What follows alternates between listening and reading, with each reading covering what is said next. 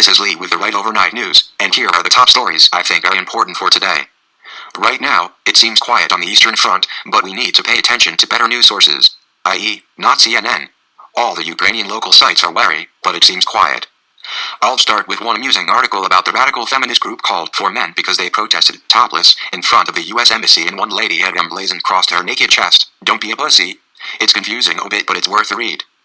ZeroHedge has an article about the Unstated scandal, which is that the CIA collected info on President Trump and was fully knowledgeable about what Hillary was up to. Very scary, very deep state-ish. From ZeroHedge, another article about the CIA, entitled, "Now We've Done It, We Pissed Off the CIA." It's a tongue-in-cheek commentary about how the CIA and other deep state organs accused the ZeroHedge organization of being Russian puppets and other things along that line. Definitely worth a read. Next article from WashingtonExaminer is about how Charlie Savage, a reporter from the New York Times, is what is wrong with journalists today. In the article by Savage, he tries to take apart what the right-wing media is saying about the Durham's filing against Hillary Clinton's lawyers.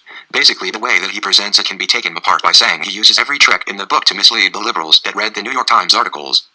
Purely a case of propaganda by being disingenuous. It's worth noting that Scott Adams of Gilbert fame really did a great job on taking apart the article and showing the tricks that Savage used.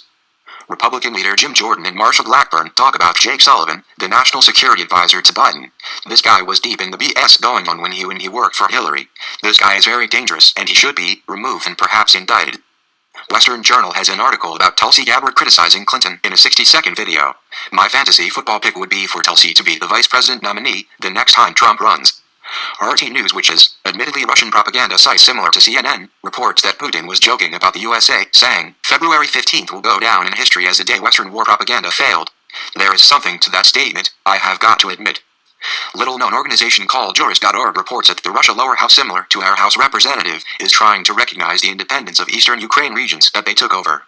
But Macron, the French prime minister, says that it would be really bad if Putin signed off on this. Little-known Ukrainian site 112.international says there are new hacks overnight in Ukraine. We are not out of the woods yet, that's clear. That's all for today. Thanks for listening. This is Lee saying have a good one.